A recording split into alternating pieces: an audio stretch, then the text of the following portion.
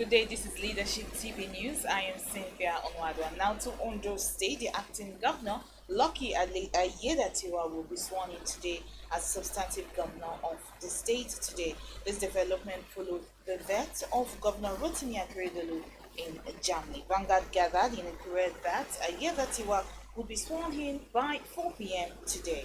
A reliable source at the State House of Assembly said that it is true that the acting governor will be sworn in today by 4 p.m. He's presently out of the state. As soon as he's back, the Chief Judge of the state, Justice Olusegun Odushola, will swear him in as the governor.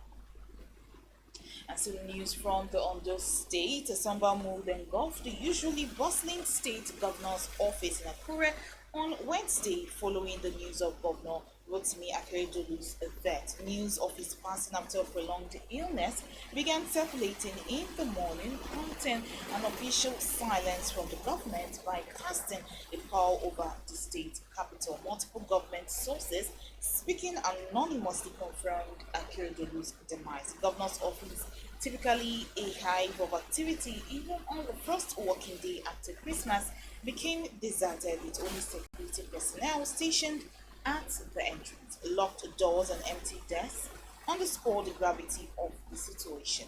Meanwhile, Reverend Father Anselm Ologunwa, the state chairman of the Christian Association of Nigeria, CAN, expressed shock and profound grief in a statement released by the association's Director of Information and Communication, Mr. Daisy Ajayi.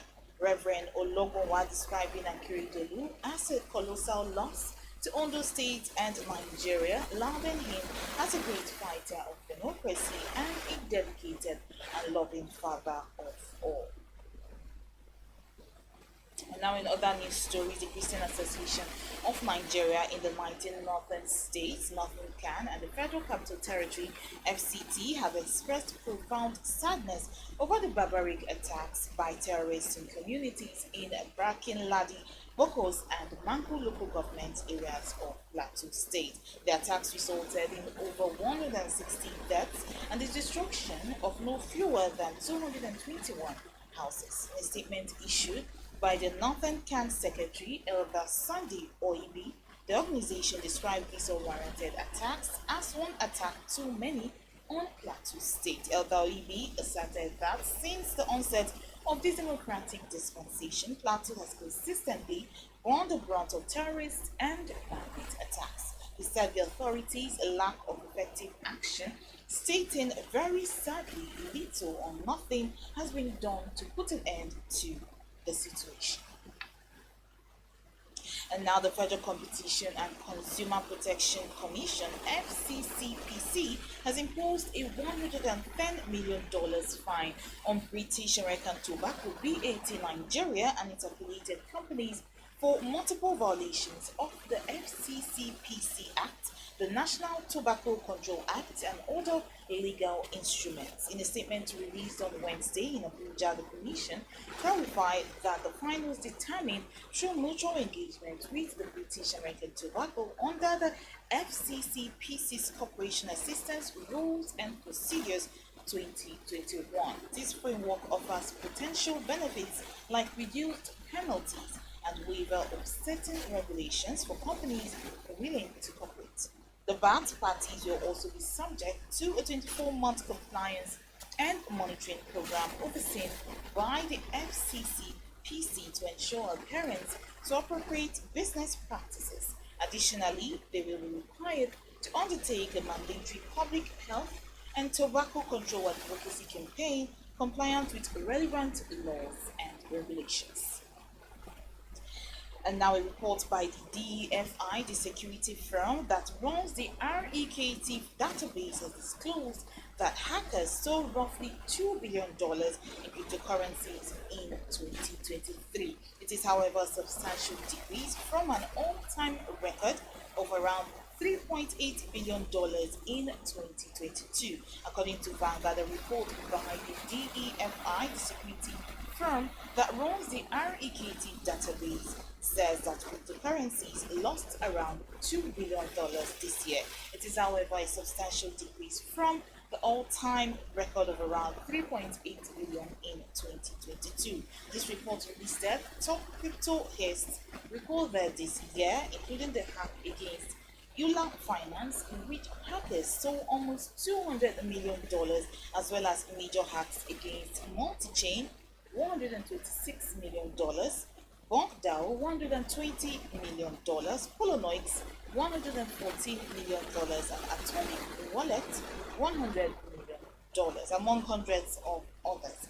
According to DEFI, this $2 billion in crypto hacking this year, though dispersed across various incidents, underscored the persistent vulnerabilities and challenges within the DEFI ecosystem.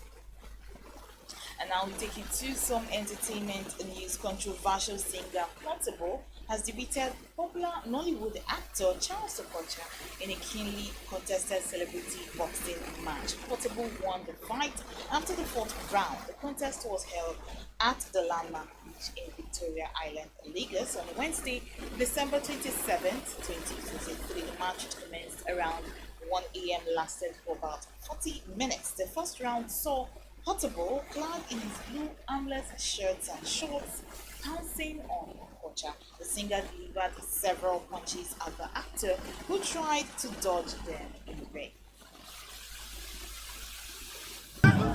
Hey!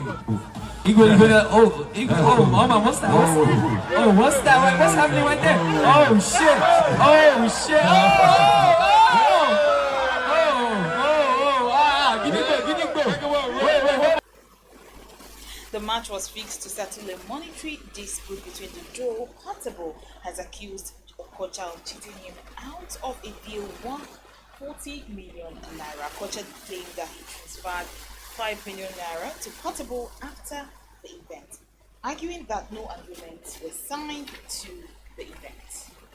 And still on entertainment news, Regina Askia, the ace Nollywood actress, who reacted to the ongoing feud between Emeka, her colleague, and Susan Ima, his ex-wife. Ike has been in the public eye since he revisited issues surrounding his divorce from Emma in 2017. The actor alleged that Emma made him lose his properties worth millions of naira and access to his 4 kids. He also denied ever beating his former wife. On her part, Susan alleged that she endured physical abuse during their marriage and called the actor a drug addict. The situation triggered social media debate, with users divided in their support. Sharing her thoughts in a chat with Daddy Freeze, the OAP, Regina said although people change, she sees Emeka as a gentleman who did not exhibit any violent tendencies while they worked together.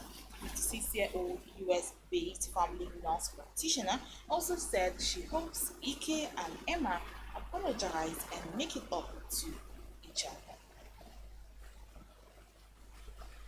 On that note, we end the news here on Leadership TV. For more of our news stories, you can log on to our website. That's on www.leadership.ng. Many thanks for watching.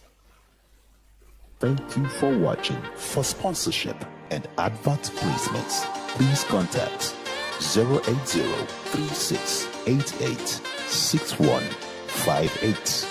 Last Word Leadership Podcast Studio. You have the last